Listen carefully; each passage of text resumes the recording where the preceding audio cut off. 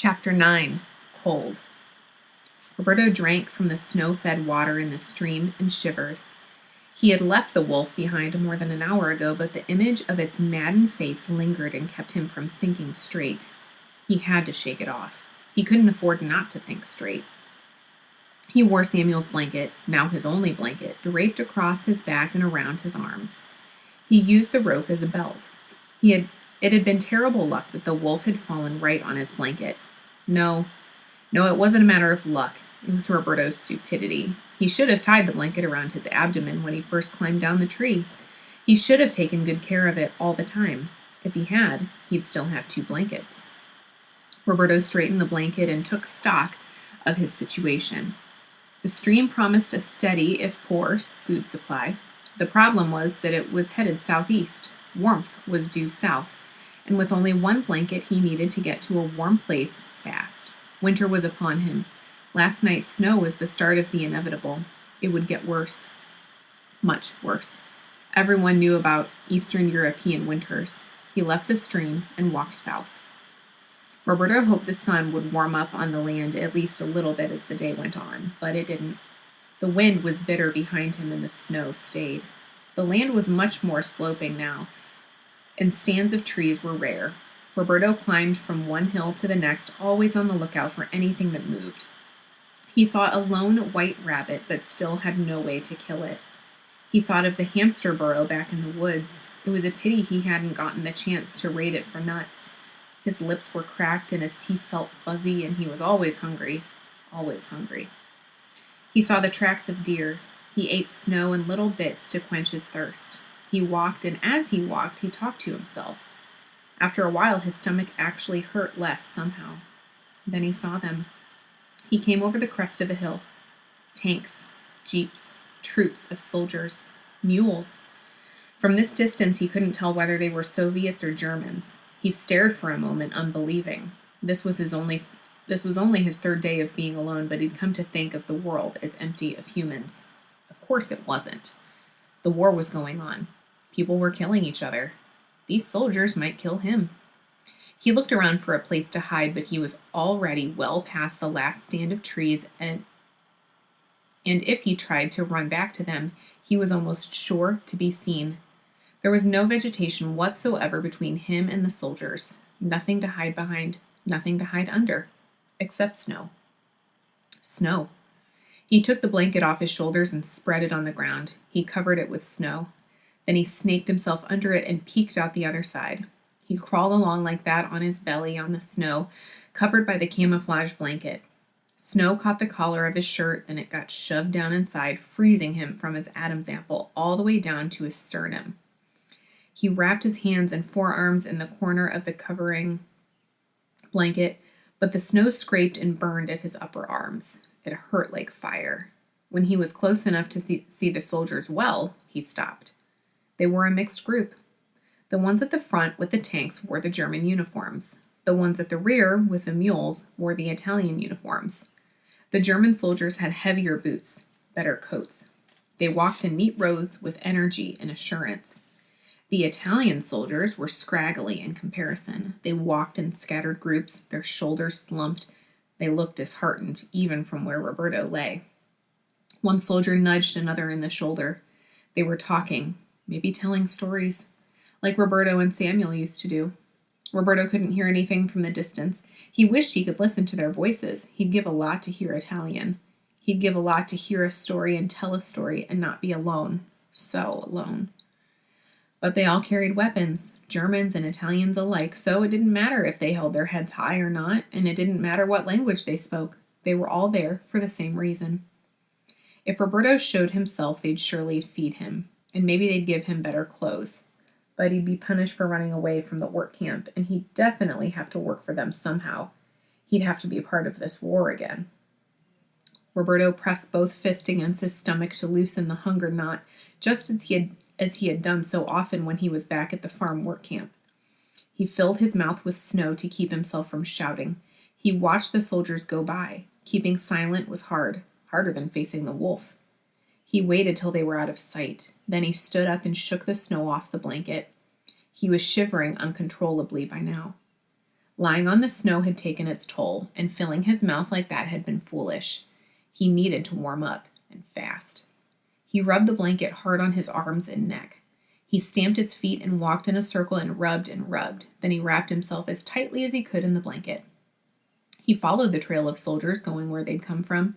Somewhere along that trail there had to be station points for supplies. Somewhere there had to be food. Somewhere there had to be warmth.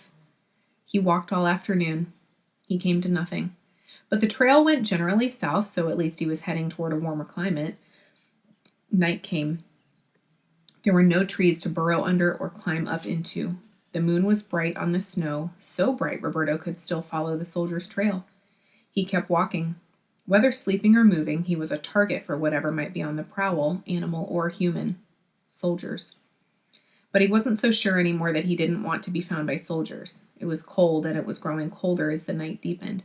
Freezing to death seemed more likely and more awful with every step. Sometime in the middle of the night, he saw the thing looming in the distance.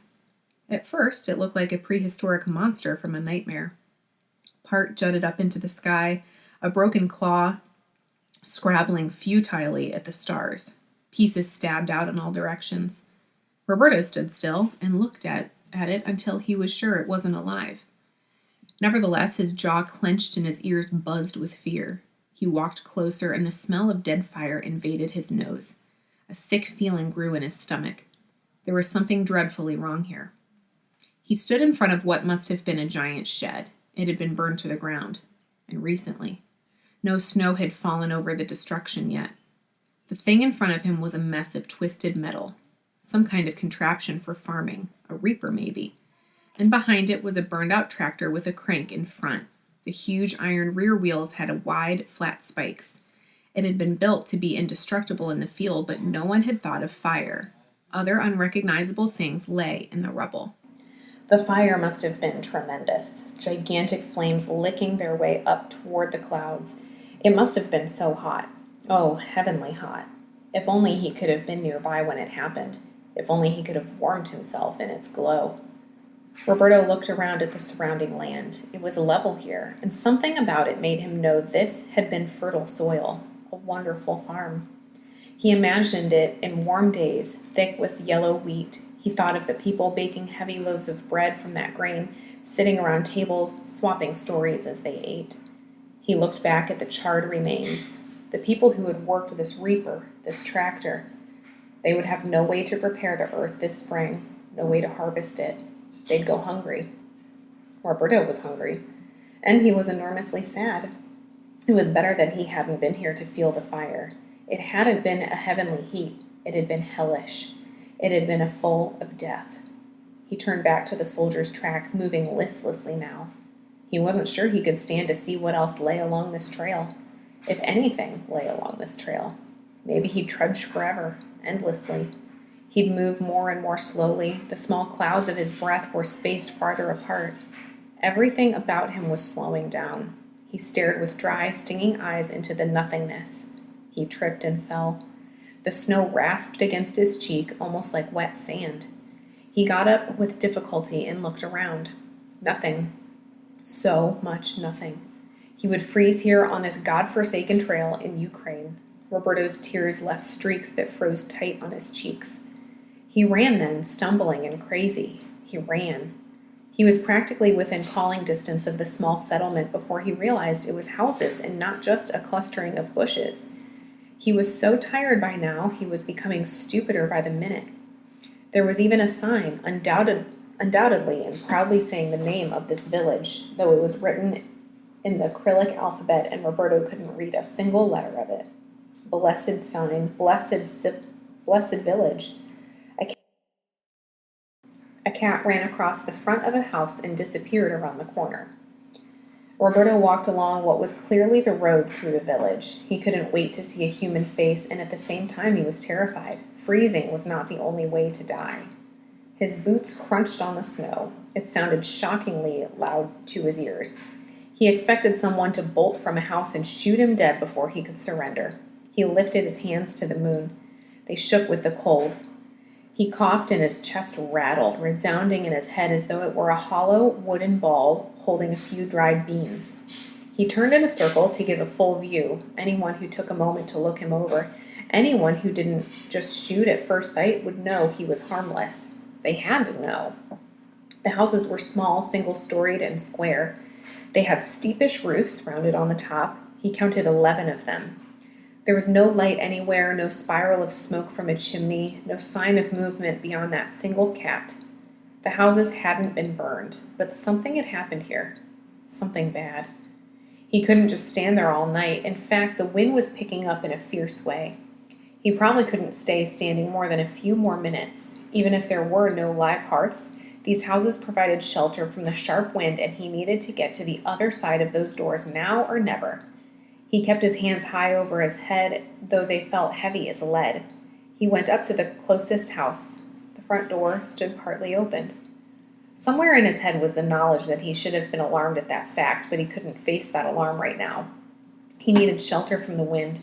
He shivered violently. He put his face into the opening and called out, "Hello," but his voice came out as a tiny croak. No one answered. Nothing stirred. He opened the door and stared into the blackness. "Hello, is anyone here?" The room was cold and still. He couldn't make out anything at all in this dark, not the outline of the furniture, nothing. It could have been totally empty for all he knew. There was no warmth here. But at least there was no wind. He pulled the door shut behind him and dropped to the floor and slept.